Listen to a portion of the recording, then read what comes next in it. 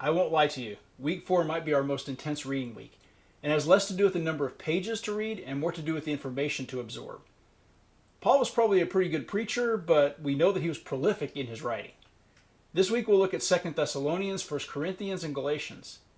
A metaphor for this week would be the mirror. We're going to have to examine our own lives and the realities of the church we belong to as we reflect on these passages this week. What exactly is a disciplined life, and why is that so important? Paul's follow-up letter to the church at Thessalonica forces us to examine ourselves. Just as John Wesley, the founder of the Methodist movement, encouraged his class leaders to ask, I will ask you the same question. How is it with your soul? Write that answer down somewhere and try to be honest with yourself.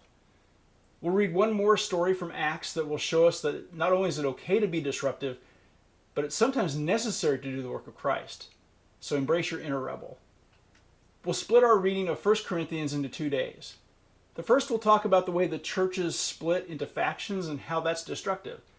The second day will explore how diversity can actually bring unity. This is where reflection on your own churches comes in. Who's in your community but not represented in your churches? If we're honest, most of us will have answers that we're not comfortable with to that question.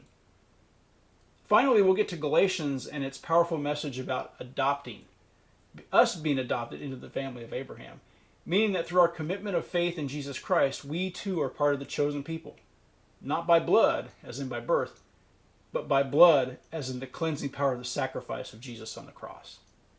Think of Galatians as our adoption papers.